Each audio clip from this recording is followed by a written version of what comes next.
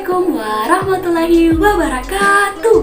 Halo teman-temanku semuanya, salam jumpa dan kembali lagi bersama aku Ingrid dengan NIM 14014190028 dari Fakultas Ilmu Pendidikan Jurusan Pendidikan Guru Sekolah Dasar Universitas Negeri Semarang. Untuk kesempatan kali ini kita akan membahas tentang model layanan pendidikan anak berkebutuhan khusus dengan model pendidikan inklusi. Untuk itu, kita simak video ini sampai selesai ya, biar kita sama-sama belajar dan sama-sama memahami bagaimana model layanan pendidikan inklusi bagi anak berkebutuhan khusus. Nah, sebelum lebih jauh kita membahas pada materi kita hari ini, di sini saya akan menanyakan, apa itu anak berkebutuhan khusus? Apa saja model layanan pendidikan bagi anak berkebutuhan khusus? Baik, nah untuk anak berkebutuhan khusus ini tentunya anak yang mengalami kecacatan fisik. Anak ini yaitu tunanetra, tunarungu atau wicara, tunadaksa, tunamental, tunalaras, serta tuna anak yang berbakat. Untuk mengenal lebih lanjut layanan pendidikan bagi anak berkebutuhan khusus, terlebih dahulu akan kita uraikan bersama-sama beberapa bentuk atau jenis layanan pendidikan bagi anak berkebutuhan khusus secara umum dan secara khusus. Menurut teori pendapat dari teori pendapat Halahan dan Kaufman pada tahun 1991, terdapat 9 bentuk penyelenggaraan bagi anak berkebutuhan khusus. Yang pertama ialah kelas biasa dengan guru biasa. Yang kedua ialah kelas biasa dengan konsultan guru PLB. Yang ketiga adalah kelas biasa dengan guru kunjung. Yang keempat ialah guru sumber, yaitu kelas biasa dengan guru biasa. Namun, dalam beberapa kesempatan ini, anak-anak berada dalam ruang bersumber dengan guru yang bersumber pula. Serta yang kelima ialah pusat diagnostik atau preception.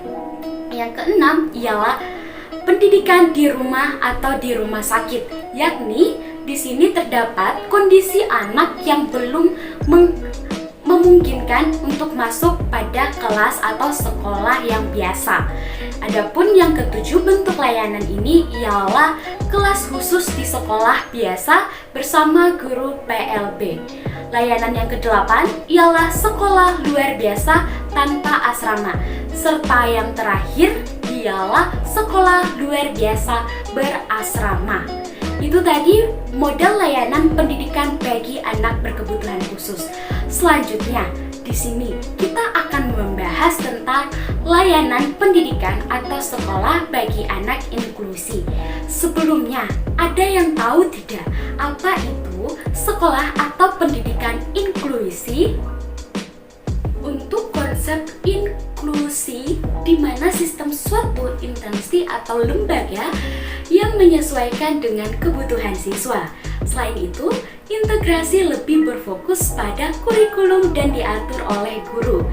Sedangkan inklusi berpusat pada siswa, yang dimana dikembangkan interaksi yang komunikatif dan dialogis. Nah, di sini ada manfaat serta tujuan dari pendidikan atau sekolah inklusi. Di sini terdapat 3 tujuan pendidikan inklusi menurut Smith J.D. pada tahun 2006. Tujuan yang pertama ialah memberikan kesempatan yang seluas-luasnya kepada peserta didik yang memiliki kelainan fisik, memiliki kelainan sosial, memiliki emosional, memiliki mental, memiliki kecerdasan, dan memiliki bakat istimewa untuk memperoleh pendidikan yang bermutu sesuai dengan kebutuhan dan kemampuannya. Tujuan yang kedua ialah mewujudkan penyelenggaraan pendidikan yang menghargai keanekaragaman dan tidak diskriminasi bagi semua peserta didik. Untuk tujuan yang ketiga yang terakhir ialah tujuan pendidikan inklusi ini menjelaskan bahwa pendidikan adalah untuk semua tanpa terkecuali. Artinya, semua anak bisa menikmati pendidikan yang sesuai dengan potensinya. Adapun manfaat dari pendidikan inklusi adalah Yang pertama ialah membangun kesadaran dan konsensus pentingnya pendidikan inklusif sehingga menghilangkan sikap dan nilai yang diskriminatif. Manfaat yang kedua ialah melibatkan dan memperdayakan masyarakat untuk melakukan analisis situasi pendidikan lokal, mengumpulkan informasi semua anak pada setiap distrik, dan mengidentifikasi alasan mengapa mereka tidak sekolah.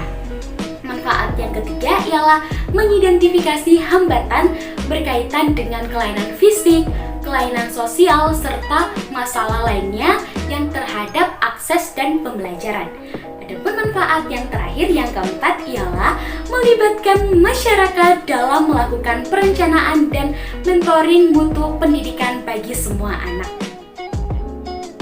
Nah, setelah kita memahami serta mempelajari terkait tujuan serta manfaat pendidikan inklusi, nah di sini sekarang kita akan memahami lagi ciri-ciri pendidikan inklusi itu sendiri. Nah, teman-teman, ada yang tahu tidak bagaimana ciri-ciri pendidikan inklusi itu? Ya, benar. Terdapat 4 ciri-ciri pendidikan inklusi. Yang pertama ialah ABK belajar bersama-sama dengan anak rata-rata lainnya. Yang kedua adalah setiap anak memperoleh layanan pendidikan yang layak, menantang, serta bermutu. Adapun ciri-ciri yang ketiga ialah setiap anak memperoleh layanan pendidikan sesuai dengan kemampuan dan kebutuhannya. Serta ciri-ciri yang terakhir, yang keempat, ialah sistem pendidikan menyesuaikan dengan kondisi anak.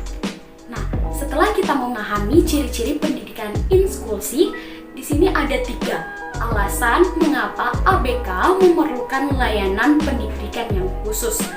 Di sini kita akan membahasnya. Yang pertama ialah karena ABK memiliki alasan individual differences atau manusia yang diciptakan Tuhan berbeda-beda, memiliki kapasitas intelektual, memiliki kapasitas sosial, memiliki fisik, memiliki suku, memiliki agama yang berbeda, sehingga memerlukan pendidikan yang sesuai dengan karakteristik dan kebutuhannya. Untuk alasan kedua, mengapa ABK memerlukan layanan pendidikan khusus? Tentunya potensi siswa akan berkembang optimal dengan adanya layanan pendidikan khusus. Serta alasan yang ketiga, kenapa ABK memerlukan layanan pendidikan khusus, dilihat dari perkembangan siswa ABK yang akan lebih terbantu dan melakukan adaptasi sosial. Itu tadi 3 alasan mengapa ABK memerlukan layanan pendidikan khusus. Selanjutnya kita akan membahas tentang pelaksanaan layanan pembelajaran kelas inklusi. Di sini terdapat 6 model pelaksanaan layanan pembelajaran di kelas inklusi yang biasa diterapkan melalui beberapa model. Yang pertama ialah model kelas reguler, yang kedua ialah model kelas reguler dan klaster, model yang ketiga ialah model kelas reguler dengan call out, model keempat ialah model kelas reguler dengan klaster dan call out, yang kelima ialah model kelas khusus dengan berbagai pengintegrasian, serta yang terakhir yang keenam ialah model kelas khusus penuh. Selanjutnya kita akan memahami serta mempelajari terkait implementasi inklusif. Nah, teman-temanku semuanya, di sini kita harus ketahui bahwa pendidikan inklusif ini sebenarnya merupakan perkembangan lebih lanjut dari program mainstreaming yang sudah beberapa dekade ini diterapkan secara luas oleh para tenaga pendidik di berbagai negara untuk anak berkebutuhan khusus. Nah, teman-teman, di sini ada 6 faktor yang harus dipertimbangkan dalam implementasi pendidikan inklusif ini sendiri. Nah, teman-teman, menurut Maryam D pada tahun 2003 terdapat 6 implementasi yang harus dipertimbangkan dalam pendidikan inklusif.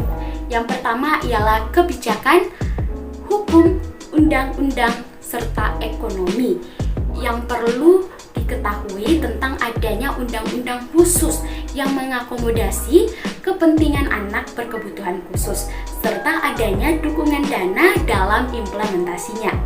Yang kedua ialah sikap, pengalaman, serta pengetahuan, yaitu berkenaan dengan pengakuan hak untuk anak serta kemampuan dan potensinya. Yang ketiga, adanya implementasi kurikulum lokal, regional, dan nasional. Yang keempat, adanya implementasi perubahan pendidikan yang potensial, yang dimana inklusif ini harus didukung oleh reorientasi di lapangan, didukung dalam bidang pendidikan guru serta penelitian. Yang kelima, adanya implementasi kerjasama lintas sektoral. Yang keenam, yang terakhir ialah adanya implementasi adaptasi lingkungan dan penciptaan lapangan kerja. Baik teman-teman, itu tadi terkait dengan model layanan pendidikan anak berkebutuhan khusus dan pendidikan inklusi. Nah teman-teman, itu tadi materi yang bisa saya sampaikan. Sekiranya ada pun materi ini boleh diterima untuk semua hayalak yang menonton, dan semoga dapat menambah pengetahuan serta wawasan kita. Cukup sekian pemaparan materi dari saya. Stay safe, stay healthy. Sampai jumpa dan sampai ketemu di video selanjutnya. See you!